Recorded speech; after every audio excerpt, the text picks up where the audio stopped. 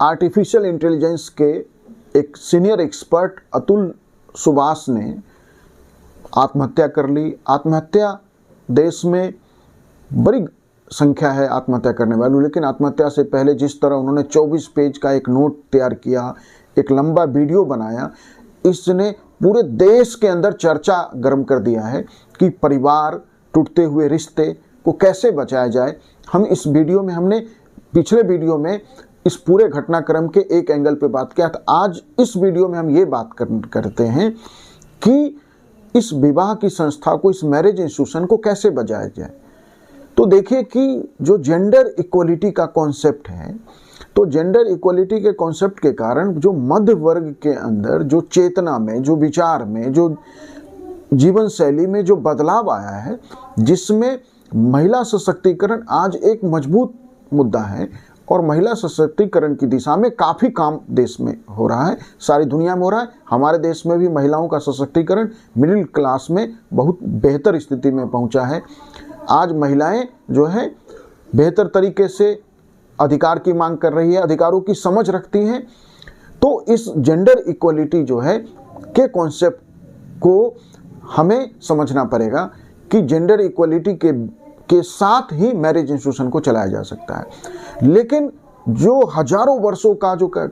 समाज है, जो हजारों वर्षों का जो जेनेटिकल कहिए कि एक तरह से जो फीचर डेवलप हो गया था पुरुषवादी वर्चस्व की, जो पैट्रियार्की सोसाइटी का, उसमें जेंडर इक्वलिटी और उसके बीच का जो टकराव है, उससे कैसे बचे, ये विवाह की संस्था के सामने सबसे बड़ा चुनौती है। तो ये समझना पड़ेगा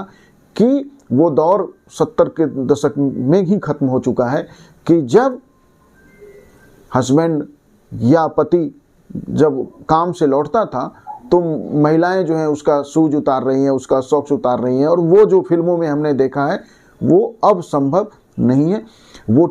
ठीक नहीं था, ये बात समझना पड़ेगा। वैसे मिडिल क्लास में एजुकेशन के अवेयरनेस के बाद, एक्सपोजर के बाद जेंडर इक्वलिटी को लेके काफ़ी चेंज आया है, वो भी समझते हैं। लेकिन होता क्या है कि रिश्तों में रहते कोई एक मोमेंट भी ऐसा आ जाता है जहां पुरुष या लाइफ पार्टनर कुछ ऐसा बिहेव या एक्ट कर देता है। जैसे एक फिल्म आई थी थप्पड़, दोनों के बीच में बहुत बॉन्डिंग अच्छी दिखाई गई है, लेकिन एक एक्साइटमेंट में वो एक थप्पड़ मार देता है और रिश्ता ब्रेक हो जाता है। तो हर मिनट जो है कैसे रिश्ते को जो है एक ही तरीके से चलाया जा सकता है। तो यदि कोई बीच की घटनाक्रम हो जाती है, तो घटनाक्रम होते ही, क्योंकि भारत में जो पब्लिक है, जो पुलिस है, जो जज है, जो लॉयर्स हैं,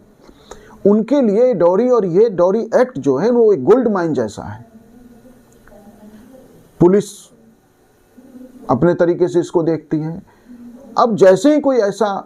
जो है हैपनिंग हो जाता है तो लोग लॉयर से सलाह लेते हैं, और लॉयर तो अपने प्रोफेशन के प्रति कमिटमेंट है उनका, और उनका प्रोफेशन क्या है कि क्लाइंट के इंटरेस्ट को प्रोटेक्ट करना। तो वो क्लाइंट के इंटरेस्ट को प्रोटेक्ट नहीं करते हैं, वो इस तरह की सलाह देते हैं कि जिन सलाहों पे कि जी एक नोटिस भेज देते हैं आपके हस्बैंड को या उसके घर वालों को, ऐसा कैसे कर दिया,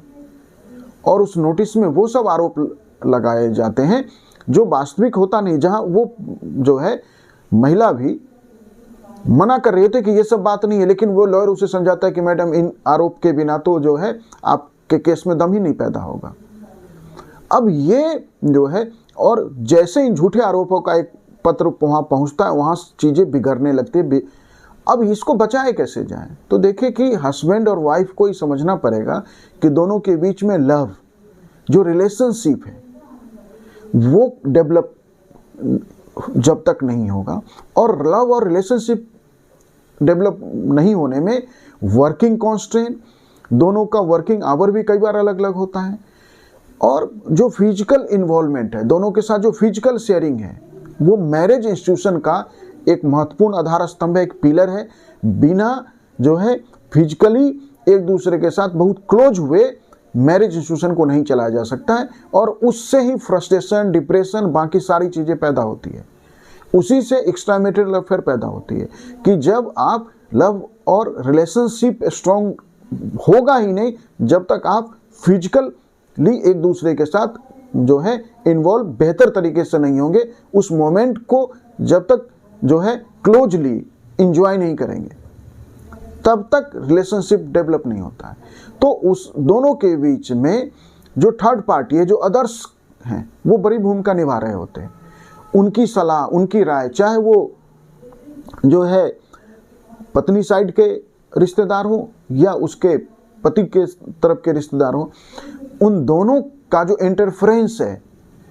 वो जो है एक बड़ा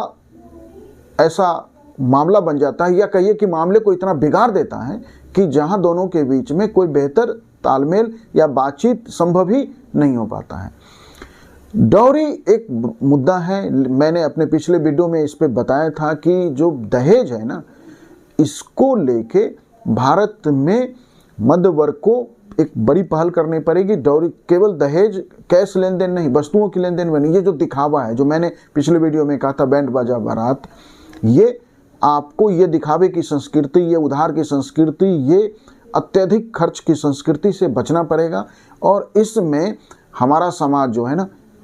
किसी तरह से आगे नहीं बढ़ रहा है। और खासकर इस देश के जो बड़े घराने हैं, उन्होंने इस तरह के विवाह प्रोग्राम्स आयोजित किए और महीनों चलने वाले कार्यक्रम आयोजित किए कि जिसने इस देश में मिडिल क्लास को जो है कॉपी करने के लिए, कि खूब बड़े आयोजन करने के लिए मजबूर कर देता है।